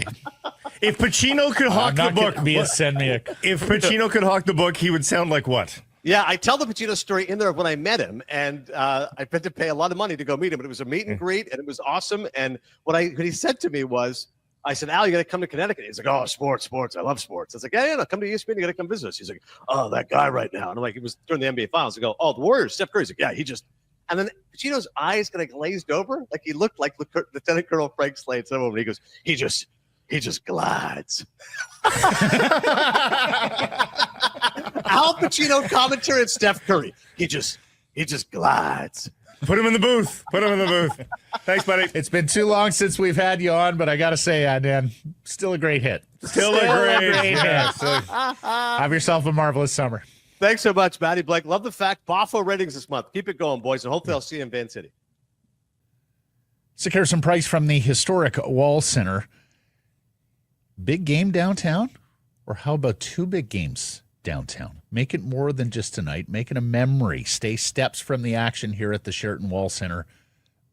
Sheraton Vancouver Wall Center with an exclusive Secure Some Price rate. Call 604-331-1000. Mention the show. Subject to availability. Some blackout dates apply. So you go to the soccer match on Saturday. You stay over. You go to the football game on Sunday afternoon. What a weekend. Uh-huh. What a weekend. That would be awesome. Okay, so just want to unpack a little bit more from our conversation with Axel Schuster at the earlier in the program, because we do want to play what Don Garber, the MLS commissioner, had to say last night. He is questioned here by Har Joe Hall of Daily Hive. And first of all, inspired decision by Daily Hive to send Har to All-Star Game to cover this important story and ask the question she asked to the MLS power broker Don Garber last night. Well done there. Here's what Garber had to say in response. No plans to move the Vancouver Whitecaps, but right now they don't have a viable stadium situation, and they need one. We have a stadium that we'll lose access to because of construction for the 2026 World Cup. It is we get 17 days where we can play our games, and that's it. Right? We don't have any flexibility, including what happened with their playoff game last year. The Vancouver Whitecaps need a new stadium, and we need to find a way to work with the city and work with the province and get Greg Kerfoot, who's committed to working with the city and the province, to find a stadium solution. Not our first rodeo, and we'll figure that out. We'll be able to get a stadium, I hope, and we're working hard at it. We got an update on it over the last couple of days, and we're hopeful that we'll be able to achieve something to at least look at a way that we could have a place for the Vancouver Whitecaps to play. And then we'll continue to deal with what happens if they don't have a place to play. But there is no plan to move the Vancouver Whitecaps. So what's the update? There isn't any update that I can share with you today, but the update is we got to get a new stadium situation for the Vancouver Whitecaps. I will say the city has been more engaged now than they have been in the past, and we appreciate that. So I think everybody recognizes the Whitecaps are an important brand. They've been in the city a long time, and we'd like to find a solution. And again, to reiterate, Axel did give us the little tidbit that there's more than one party interested in the team and that they are going down the road with. And I don't begrudge Don Garber for not divulging the details. No, he's not going to reveal who's kicking tires or who's in the data room looking at all the Whitecaps' most intimate financial details. What I did hear from Garber, though, is a little bit of a power move from a commissioner. And honestly, Don Garber shares a lot in common with Gary Bettman. Like, they have that New York City tough guy, you're not going to push me around, short man, right down to the fact they're both from Queens. I think getting kicked out for the playoff game was a huge embarrassment for Don and for the league. And, when he talks about the 17 days, which Axel helped edify us on earlier in the show, okay, I understand that that's not great for you as a league, that creates schedule complications. But, to use his phrase, not the first rodeo for a sports league having to accommodate one or several teams needing an irregular schedule because of stadium matters. The NHL did this several years ago with the New York Rangers. Madison Square Garden was completely unavailable for them in October, November. So it's an annoyance. It's a nuisance. But let's also remember, Don, why this is happening. So the biggest sporting event and soccer festival in the world can play in your markets and further grow your sport in those markets. It is not pain to have to create an irregular schedule for Vancouver Whitecaps FC for this one-off event that is going to be the talk of the continent for an entire month next summer. Well, two things can be true at the same time, man. It can be a boon, but it can also be a pain. I think that is abundantly clear. But focusing on the pain side of this thing is missing the greater point. No, but kind of like Gary and the Governors, we don't like the schedule in Olympic years. You're missing the bigger point, gentlemen. You are getting a promotional and marketing opportunity for your sport, the likes of which you couldn't afford to buy. No, but they've been promoting the World Cup a ton. They're not adverse to the World Cup. I think what his point is in the majority of our markets that are hosting MLS, they are not in the MLS stadium in those majority markets. No, but that's the other thing, Blake. Like you're talking about Vancouver and how it's a big pain in the ass. You got the same thing in Toronto, Atlanta, New England, and Seattle. So there are 4 other markets that are affected by this. Mm-hmm. Let's not single ours out and create and take this tone that, such an ordeal, such a hassle. Well, okay, same applies for Toronto, Atlanta, New England, Seattle. From what I understand, Vancouver presents a very unique logistical problem around the stadium. They do not have the same space that all the, like you think about what's around Lumen Field.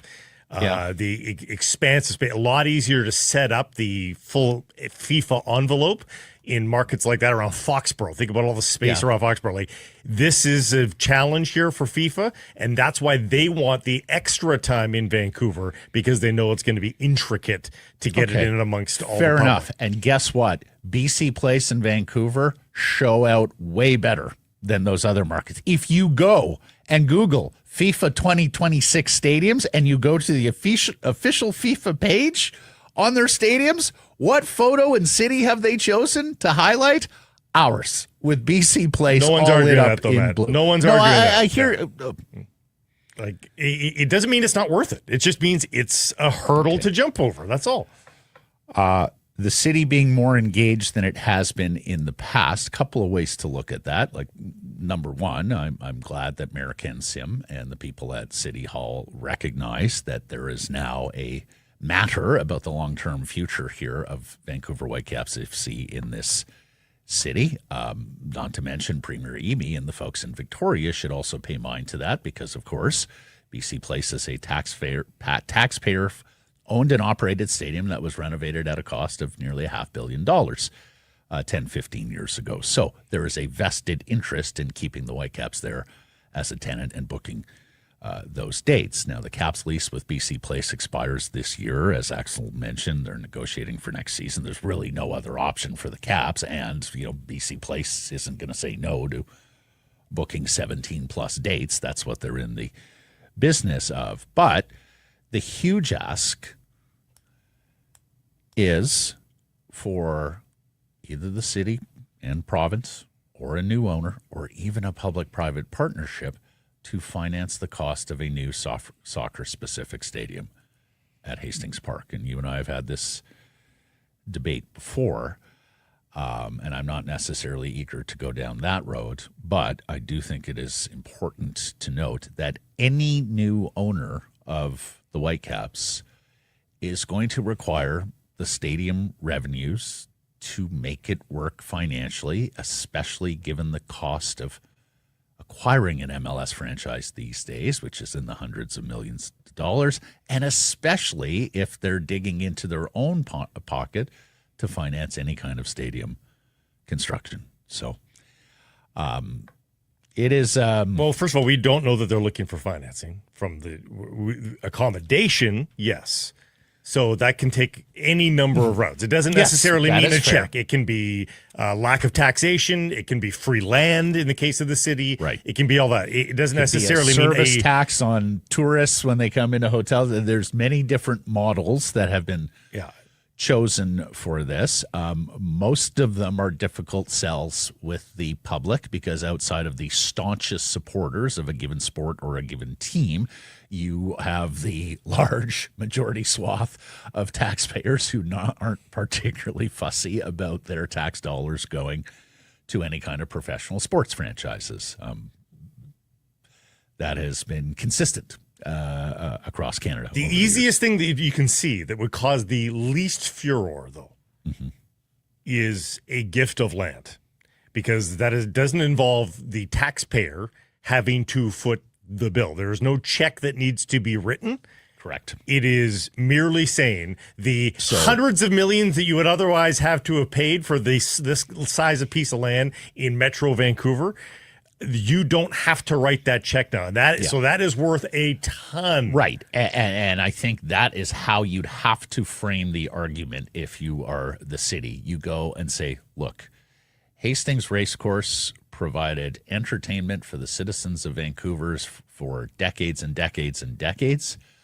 The horse racing industry isn't what it used to be. Yeah. And now we are going to take the land that we previously dedicated to this entertainment option for our citizens and redeploy it with a different entertainment option for our citizens, that being MLS soccer and a home base for Vancouver Whitecaps FC. And maybe there's some partnerships to go along with that as well. And it may not even have to be kind of youth soccer, because that tends to get more people on board if there's something there for the kids, if there's something there that could satisfy public usage, public needs, on top of just being spectators at a professional stadium. It doesn't need to necessarily be a full-on gift, too. You could get creative with 100-year leases and stuff like that, all sorts of things like that. Although this economy, and given the cost of living, there will be critics, and they will be loud, and they will have a compelling argument to make on the other side. Now, I've heard a lot about how MLS has outgrown multi-purpose stadiums. 9 of their 30 franchises play in multi-purpose, dual-purpose, stadiums. But are you counting those that already have plans in place for new stadiums, like Chicago? I am not. So I have Vancouver. Yes, I am. Sorry. Vancouver, Toronto, New England, Seattle, Atlanta. Those are the 5 cities that are also the FIFA host stadiums. Mm-hmm. Then you add San Diego, which shares its facility with San Diego State University and the football team there. Soldier Field in Chicago, although there is plans for new stadium there. NYCFC. They're already into the ground for their new stadium. And Charlotte, which plays at Bank of America, the home of the NFL's Panthers. So those are the 9 of the 30. As Blake says, we're looking at 7 of 30 going forward. I know that the soccer community prefers a soccer-specific stadium. I know how that's done in Europe. I know that MLS and Don Garber would prefer that. The fact of the matter is, I've made this argument countless times on the show over 14, 15 years here, North America has a wider, more diverse, and more robust sporting culture for outdoor sports that require similarly sized stadiums. They don't play football in Europe. They don't play baseball in Europe. And particularly if stadiums are publicly financed or some sort of public-private partnership, that's important, right? Because you want as many constituents, as we just talked about, you want as many constituents, as many people being able to enjoy and use the stadium over its lifespan. So, look, I understand BC Place isn't ideal, Blake, and I particularly understand that it's not ideal from a revenue-generating standpoint for Greg Kerfoot and Jeff Mallett and whomever might buy this team. The biggest crowds in MLS this year have been at BC Place. That is the other part of this equation, right? Like, it seems to work just fine when Lionel Messi comes to town and you've got 55,000 people. Those have asterisks. Of course they do. Yeah. But what I'm saying is, my back went up hearing Garber run down BC Place yesterday. Well, it is because physically there's nothing wrong with the stadium. I know you'd prefer grass. Okay. But for me, that's small potato. It's downtown. It's at public transit. It has tens of thousands of people that live walking distance to it.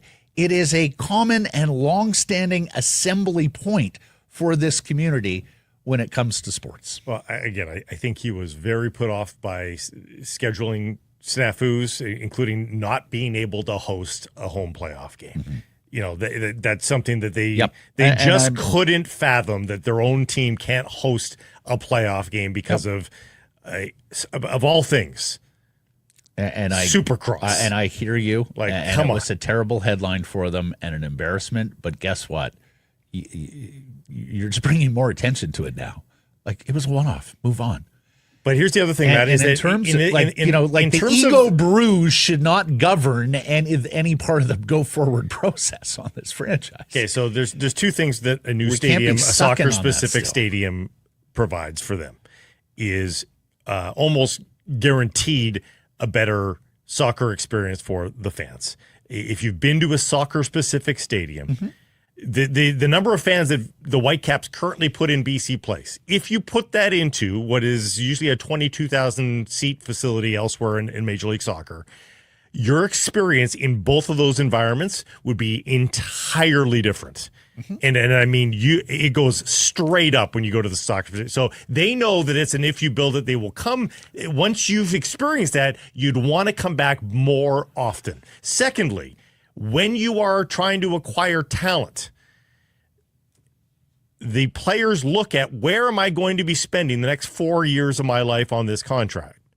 And when they see the soccer-specific stadiums with the fabulous grass and all that sort of stuff, they are way more akin to do that than to play in an American football stadium on artificial turf. Completely. So talent acquisition gets a bump, fan experience gets a bump, and for a commissioner whose money he's not spending his money, that's an easy statement to say of, I'm in favor of the better fan experience and the better player experience. That's what I want for my league. Completely understand, and that makes 100% sense, Blake.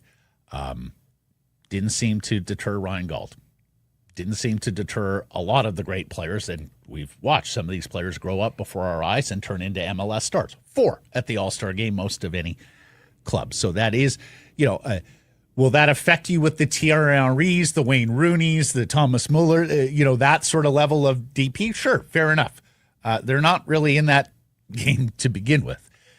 So to me, that's not a deal breaker. It makes things a little more difficult in terms of player acquisition, but it's not like that undermines your competitiveness. And then with regards to the soccer-specific experience and how it is better than BC Place, again, cannot disagree at all. What I will say is, because of the size of BC Place and the extra inventory, twice the size of your regular crowd gets to experience Lionel Messi. This community gets to experience the FIFA World Cup games here. There are a lot of cities in MLS that are hosting FIFA World Cup games, but not in the soccer-specific stadium. Right, but that's the thing. You can have your cake and eat it too. That's always available to you. You want to pay market rate to rent BC Place for a one-off event, then you can do that. Matt, last week, I was in Montreal for a team that has one win at home. One win. And sent a letter out to fans the other day. Yeah, saying basically, we're sorry, but this is what we're doing.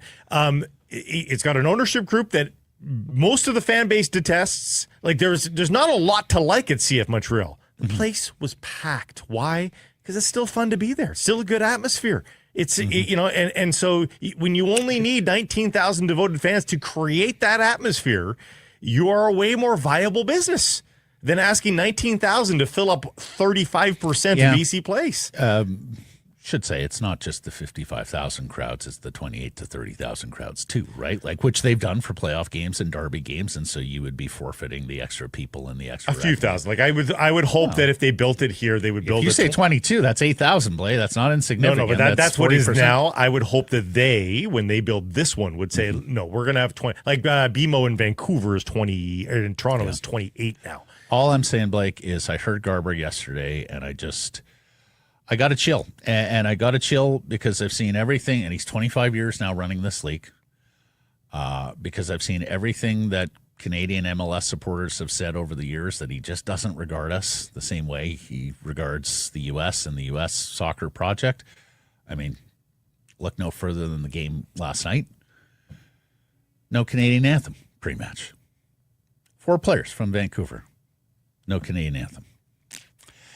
I just think that Don Garber and a number of governors, people on side in the league, view Vancouver as a nuisance that would prefer the team in Indianapolis or some other U.S. community.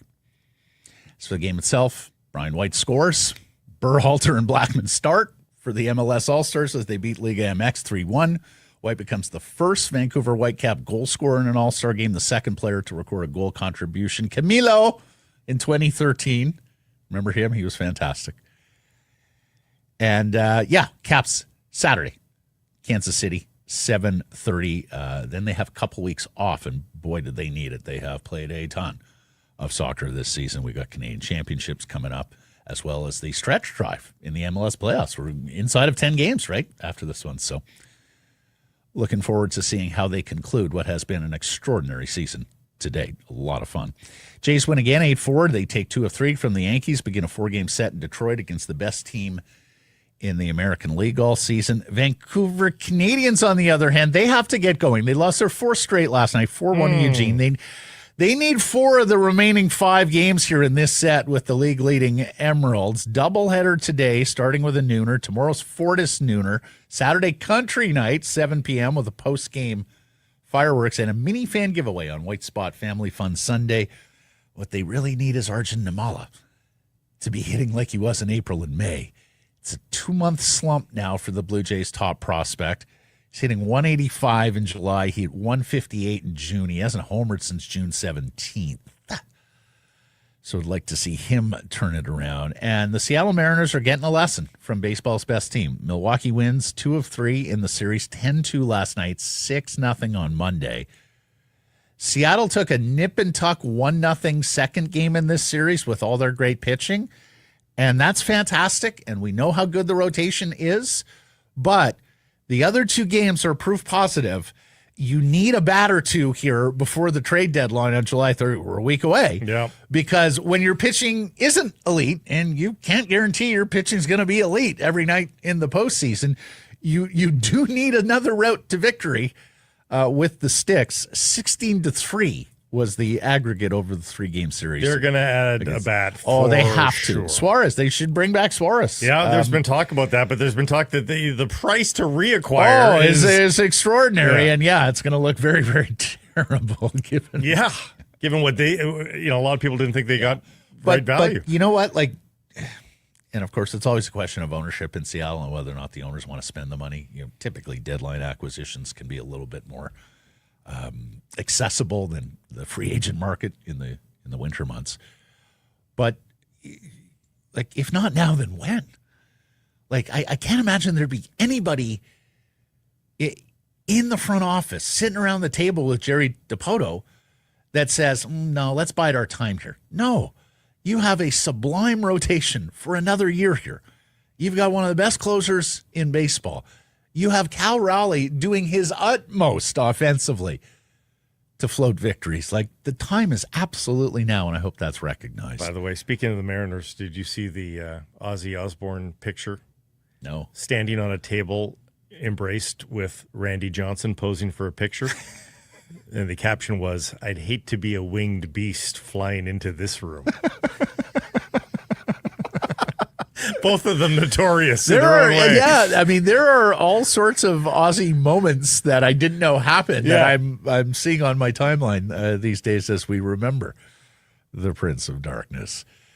Football, where NFL camps are underway, Seahawks head coach Mike Macdonald unwilling to provide any explanation as to why the Seahawks released starting tight end Noah Fant last week. It's one of the big position battles now down the I-5. Rookie Elijah Arroyo and battling with second-year man A.J. Barner there. Edge, Uchenna Nwosu, not close to returning. He's been put on the physically unable to perform list. New York Jets camp. Oh, man, Justin Fields carted off with a leg or ankle injury. And Cincinnati, without star pass rusher Trey Hendrickson, he wants a new deal, and first-round pass rusher Shamar Stewart, who isn't signed because of contract language. Joe Burrow is fantastic, so are the receivers, but, Cincinnati going to Cincinnati.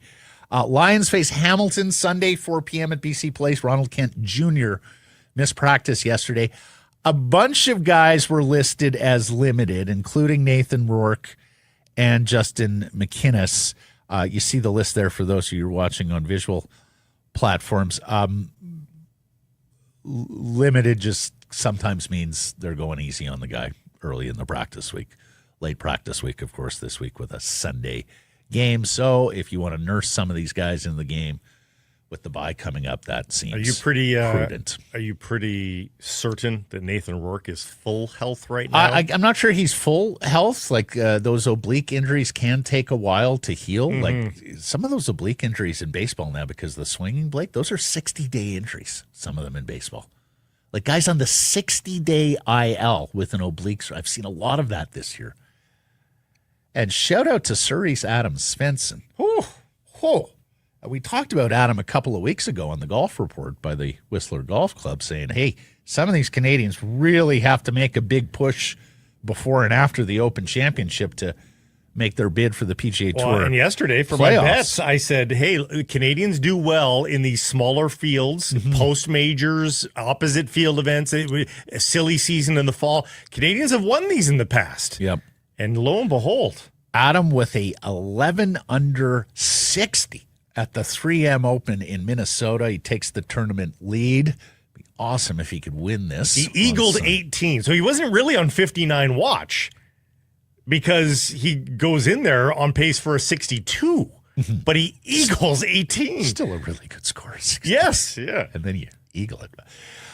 Poll question results from the Wednesday Whistler Golf Club poll question. Given the cost of acquisition, what's the best fix for the Canucks at center? We had trading for McTavish or Rossi. We had signing Kuznetsov for Roslovic. People said Trading for McTavish. Indeed. Percentage?